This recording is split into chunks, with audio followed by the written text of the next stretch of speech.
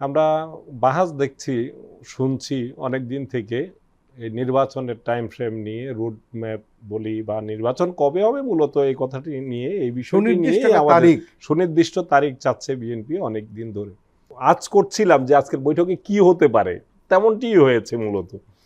এই বৈঠকে বিএনপি নেতৃবৃন্দ গিয়ে বলেছেন যে তারা ডিসেম্বরের মধ্যে নির্বাচন চান, এবং শব্দটা ব্যবহার করেছেন মির্জা ফখরুল, যেটা তাদের ব্রিফিংয়ে ব্যবহার, যে আমরা কাট অফ টাইম বলেছি ডিসেম্বর, 31 ডিসেম্বর বা ডিসেম্বরের মধ্যেই হতে হবে, এটার উপরেই তারা জোর দিয়েছেন। অন্যদিকে প্রধান উপদেষ্টার পক্ষ থেকে একই রকম, তার সাথে যে উপদেষ্টারা ছিলেন তারা ব্রিফিংয়ে বলেছেন যে তারা আগের অবস্থানেই আছেন। তারা বলেছেন যে ডিসেম্বর থেকে জুনের মধ্যেই নির্বাচনটা হবে, এবং এটা আমরা ব্রিফিং যদি লক্ষ্য করি, দুজনের ব্রিফিংয়ের মধ্যে, মির্জা ফখরুলের ব্রিফিংয়ের মধ্যে যে মোটেই সন্তুষ্ট নন, এই যে মোটেই শব্দটা যোগ করা, এটাতে আমি বরং একটু অবাক হয়েছি। যে এটা যদি আমি সরকারের পক্ষ থেকে তরফ থেকে যে ব্রিফিংটা আমরা শুনেছি, তাতে বিশেষ করে ডক্টর আসিফ নজরুল যে ব্রিফটা করেছেন, সেখানে সেই ব্রিফ শুনে মোটেই সন্তুষ্ট না হওয়ার মতো আমি কোনো উপাদান পাইনি, সত্যি বলতে কি। কারণ ডক্টর আসিফ নজরুল যেটা জানিয়েছেন যে বিএনপির সাথে অত্যন্ত হৃদ্যতাপূর্ণ পরিবেশে আলোচনা হয়েছে, তারা চেয়েছেন ডিসেম্বরের মধ্যে নির্বাচন। প্রধান উপদেষ্টা বলেছেন আগের মতোই যে ডিসেম্বর থেকে জুনের মধ্যে, এবং ডক্টর আসিফ নজরুল যেটা আরও স্পেশালি মেনশন করেছেন, তিনি বলেছেন যে এটা আমরা চেষ্টা করব ডিসেম্বরের মধ্যেই। এখানে কিন্তু মির্জা ফখরুল একটা কথা বলেছেন সাংবাদিকদের, সেটা একটু অ্যালার্মিং। উনি বলেছেন যে আমরা প্রধান উপদেষ্টাকে বলেছি ডিসেম্বরের মধ্যে যদি নির্বাচন না হয় তবে দেশের রাজনৈতিক, সামাজিক, অর্থনৈতিক অবস্থা আরও খারাপ হবে। ডক্টর আসিফ নজরুল বলছেন যে আমরা বলেছি, তাদের পক্ষ থেকে, সরকার পক্ষ থেকে বলা হয়েছে যে আমরা চেষ্টা করব ডিসেম্বরের মধ্যেই আমরা যে সংস্কার কার্যক্রমগুলো এবং নির্বাচনের জন্য প্রয়োজনীয় অন্যান্য ব্যবস্থাগুলো করে আমরা চেষ্টা করব ডিসেম্বরের মধ্যেই নির্বাচনের জন্য। তা না হলে যত দ্রুত সম্ভব এটা হবে, জুনের পরে যাবে না। এবং তিনি রিপিটেডলি বলেছেন যে কোনো অবস্থাতেই, এটা তাদেরকে আশ্বস্ত করা হয়েছে যে জুন মানে জুনের পরে না, এরকম এটার ব্যাপারে তাদেরকে জোর দিয়ে আশ্বস্ত করা হয়েছে, এই কথাটা তিনি বলেছেন। এবং তিনি অন্য যে বিষয়গুলো প্রাসঙ্গিকভাবে জানিয়েছেন আসিফ নজরুল, সেখানে বলা হয়েছে যে মামলার ব্যাপারে উত্থাপন করেছিল বিএনপি, যে মামলা, হয়রানিমূলক মামলাগুলো কেন উইথড্র হচ্ছে না।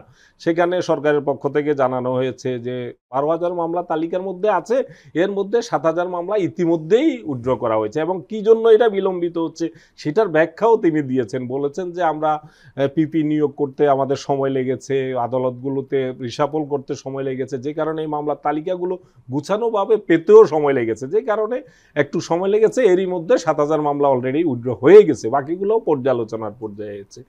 এই উত্তর দেওয়ার পর বিএনপির পক্ষ থেকে এটা সন্তোষ জানানো হয়েছে, এবং এটাকে যুক্তিটা মেনে নেওয়া হয়েছে, এই কথাটা তিনি মেনশন করেছেন ডক্টর আসিফ নজরুল। এছাড়া বিচারের ব্যাপারে সেখানে উত্থাপন করা হয়েছিল যে পতিত সরকারের যারা খুনি, 2 জুলাই আগস্ট আন্দোলনে খুনিদের বিচারের বিষয়ে যে বিচারের গতিটা মন্থর, এই কথাটি বিএনপির পক্ষ থেকে, এটা একটা, আমি মনে করি এটা একটা পজিটিভ দিক। কারণ বিএনপির বিরুদ্ধে একটি অভিযোগ আছে যে বিএনপি বিচার চায় না, নির্বাচন চায়। তো বিএনপি আজকের মিটিংয়ে কিন্তু বিএনপি বিচারের ব্যাপারেও তাগিদ দিয়েছে, এটা আমি একটা ইতিবাচকভাবে আমি দেখতে চাই। তো সেই জায়গাটাতে সরকারের পক্ষ থেকে যুক্তি দিয়ে বলা হয়েছে যে অতীতে ট্রাইব্যুনালে যেসব বিচার হয়েছে তার যে গতিটা ছিল, এবারের গতিটা তার চাইতে কোনো মতেই এটা মন্থর নয়, যথাযথভাবেই এগুচ্ছে। এবং আরেকটি ট্রাইব্যুনাল গঠনের ব্যাপারে বলা হয়েছে বিএনপির পক্ষ থেকে, সেটাও বলা হয়েছে যে সরকারের পক্ষ থেকে বলা হয়েছে আগামী 1 থেকে 2 সপ্তাহের মধ্যেই আরেকটা ট্রাইব্যুনাল ফরমেশনটা কমপ্লিট হয়ে যাবে। তো এই বিষয়গুলো আমরা যদি সার্বিক আরও যে ইস্যুগুলো সেখানে এসেছিল, সব তো হয়তো আমাদের এখানে ব্রিফিংয়ে ওপেন করা হয়নি।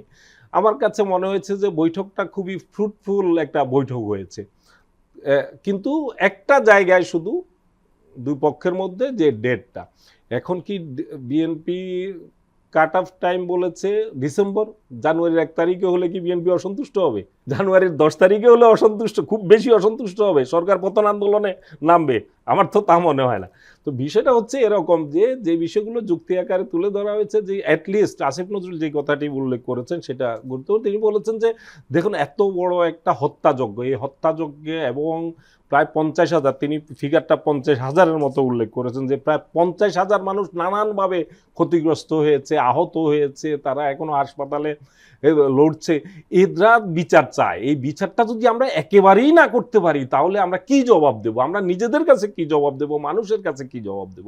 এই কথাগুলো তিনি মেনশন করেছেন। এই কথাগুলোর মধ্যে আমি মনে করি একটি শক্ত যুক্তি আছে। বিচার ছাড়া যেন তেন ভাবে আবার যদি একটা নির্বাচনেই শুধু আমাদের কাছে প্রাধান্য পায় তাহলে নিশ্চয়ই এই আন্দোলনে, জুলাই আগস্টের আন্দোলনে যারা জীবন দিয়েছে তাদের পরিবারগুলোর কাছে একটা জবাবদিহিতার জায়গা কিন্তু সামনে চলে আসবে। এই বিষয়গুলো তারা উত্থাপন করেছেন। এখন আপনি আসেন যে কথাটি বলেছেন যে মির্জা ফখরুল ইসলাম আলমগীর তার ব্রিফিংয়ে বলেছেন যদি ডিসেম্বরের মধ্যে নির্বাচন না হয় দেশের অবস্থাটা, পরিস্থিতিটা খারাপ হবে। এই আশঙ্কাটার তো মধ্যে আমরা আছি, সবাই আছি জাতি হিসেবে। আমাদের আপনি দেখছেন যে সামাজিকভাবে অস্থিরতা, আজকে সারাদিন কিভাবে ঢাকা শহরকে একবার কলাপস করে দেওয়া হয়েছে। এখানে বিভিন্ন ইস্যু নিয়ে একটা ব্যানারে নামা হয়, আর সেখানে পরবর্তীতে জানা যাচ্ছে গোয়েন্দা তথ্যে যে সেখানে ছাত্রলীগ, যুবলীগ, পতিত সরকারের সমর্থকরা কিন্তু সেই আন্দোলনের সেই ব্যানারের পিছনে দাঁড়িয়ে যাচ্ছে। ঢাকা চট্টগ্রাম হাইওয়ে আজকে বন্ধ করে দেওয়া হয়েছে একটি শিক্ষা প্রতিষ্ঠানের ছাত্রদের ব্যানারে, তারা সামনে আছে, পিছন থেকে কিন্তু ইন্ধন যোগাচ্ছে পতিতরা। তো এইভাবে যদি একটা হাইওয়ে, সেখানে লাখ লাখ মানুষকে জিম্মি করে আপনি দাবি আদায়ের, এটা তো গ্রহণযোগ্য না। সেখানে সেনাবাহিনীকে অত্যন্ত কঠোর অবস্থান নিতে হয়েছে, আমরা দেখেছি। তো এই জায়গাগুলোতে যদি মির্জা ফখরুল এটাকে মেনশন করে থাকেন যে এই ধরনের অস্থিরতা আরও বাড়বে, তো সেই অস্থিরতা তো সেই ডক্টর ইউনূসের সরকারের প্রথম দিন থেকেই তাদেরকে এগুলো নিয়েই লড়াই করে এখনো পর্যন্ত যেতে হচ্ছে। নতুন করে কি আশঙ্কার কথা বলেছেন সেটা আমি পরিষ্কারভাবে হয়তো আমি বুঝতে পারিনি। যদি ডিসেম্বরে না হয় জানুয়ারিতে গেলেই কি ধরনের নতুন কি পরিস্থিতি সৃষ্টি হবে সেটা হয়তো রুমিন আপা বা বিএনপির নেতৃবৃন্দ আরও খোলাসা করলে আমরা সে ব্যাপারে আমরা কথা বলতে পারবো। কিন্তু নির্বাচিত সরকারের বিকল্প তো নির্বাচিত সরকার, সবসময় আমরা বলে থাকি। এবং বিএনপির যেখানে ক্ষমতার হাতছানি আছে সেখানে বিএনপি নির্বাচনের জন্য তাড়া দিবে, তাগিদ দিবে, এটা কোনো অস্বাভাবিক ঘটনা, এটাই স্বাভাবিক। আপনি আমি যেই দায়িত্বে থাকতাম না কেন, যদি আমরা ক্ষমতার চেয়ারের জন্য হাতছানি থাকে এবং সেখানে যদি সেটা প্রলম্বিত হয়, বিলম্বিত হয়, এগুলা নিয়ে কিন্তু তাড়ার মধ্যে রাখবো, এটাই খুব স্বাভাবিক। এটা বিএনপির স্ট্র্যাটেজিক জায়গা থেকে, রাজনীতির জায়গা থেকে আমি মনে করি এখানে আমাদের কোনো ক্ষুব্ধ হওয়ার, অসন্তুষ্ট হওয়ার কোনো জায়গা না।